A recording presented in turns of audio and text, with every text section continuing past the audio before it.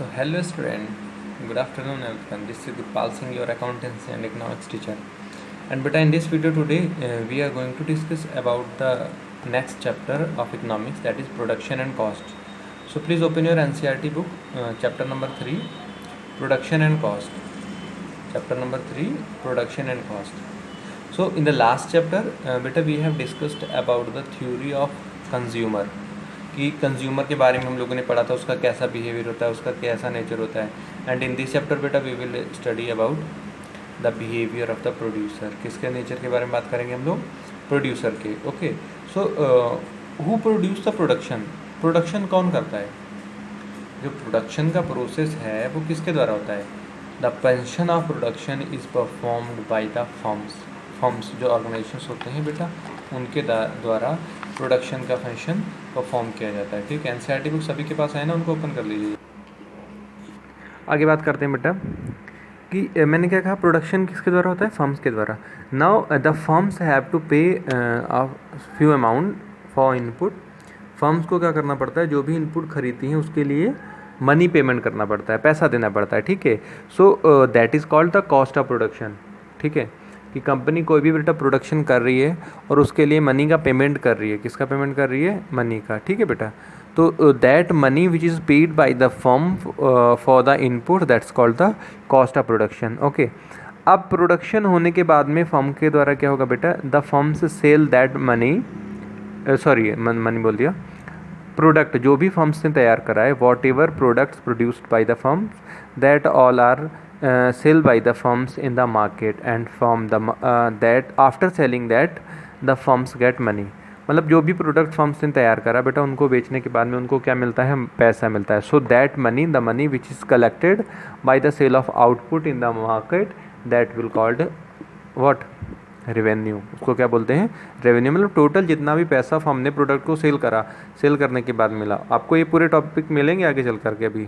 ठीक है, वो क्या कहलाएगा? हमारा revenue. After that the point there is little bit difference. मैंने भी पहले आपको बोला था कॉस्ट ऑफ प्रोडक्शन, फिर मैंने बोल दिया रेवेन्यू. कॉस्ट में मैंने पूरा निकाल दिया कि जितनी लागत लग रही है. ठीक है, रेवेन्यू में मैंने बोल दिया कि जो फर्म से सेल कर रहे हैं तो जितना पैसा आ रहा है वो हो गया हमारा revenue. But now the point is that कि जब डिफरेंस जो इन दोनों के बीच में आएगा, ये तो है नहीं कि जितने का माल तैयार हुआ उतने का ही बेचा जाएगा, कुछ कम ज़्यादा तो लगेगा ना. तो the difference between the cost of production and revenue, that's called the profit. मतलब कि जितना लागत लगी है प्रोडक्ट को तैयार करने में, उसके बाद में से जितने में प्रोडक्ट को बेचा गया वो उसमें से हम लागत को माइनस कर देते हैं, जो डिफरेंस आती है वो होता है प्रॉफिट. ठीक है, नाउ नेक्स्ट पॉइंट आता है हमारा प्रोडक्शन फंक्शन. बेटा अब प्रोडक्शन फंक्शन है क्या? Production function of a firm is a relationship between input used and output produced by the firm.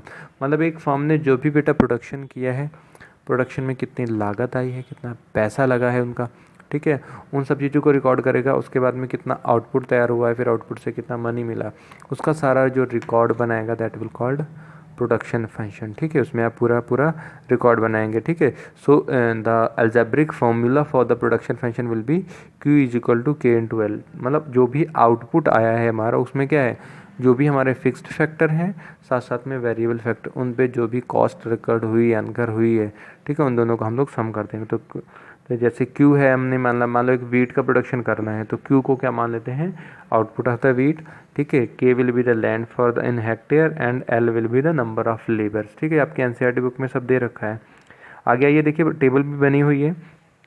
Factor दे दिया गया, लेबर है 0 1 2 3 4 5 है. अब फिक्स्ड फैक्टर कांस्टेंट है. कैपिटल भी हमारी के पोर्शन में फर्स्ट कॉलम में बढ़ रही है, फिर राइज हो रही है स्टेप बाय स्टेप. सेकंड में भी राइज हो रही है, थर्ड फोर्थ, फिर इस तरह से क्या है कि the left column shows the amount of labour, सबसे पहला वाला column. Top row shows the amount of capital. पहला कॉलम जो है वो कैपिटल शो कर रहा है कि जब 0 कैपिटल थी तो आउटपुट भी 0, जब 1 कैपिटल वो इंट्रोड्यूस हुई. ठीक है, और लेबर अलग अलग यूनिट पे लग रही है. ठीक है, तो ऐसे ही जब यूनिट 6 यूनिट कैपिटल की लगी, तो अगर लेबर 0 है तो भी आउटपुट नहीं आएगा. जब लेबर 6 हो गई और फिर कैपिटल का यूनिट कितने थे? 6, तो टोटल प्रोडक्शन हुआ आपका 60 यूनिट्स का. देख लीजिए लास्ट में ओके, तो इसी के बेसिस पे हम लोग क्या करेंगे, टेबल भी बना लेंगे।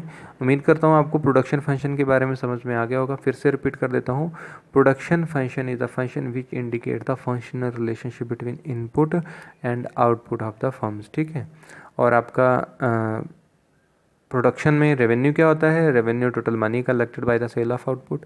कॉस्ट ऑफ प्रोडक्शन क्या होती है, टोटल मनी और expenditure incurred on the production of the product that will called cost of production. ठीक है, प्रॉफिट क्या होता है, profit is the difference between revenue and cost of production. ये सारे पॉइंट्स हैं, इनके नोट्स आप लोग बना लीजिएगा। उम्मीद करता हूँ आपको वीडियो अच्छी लगी होगी।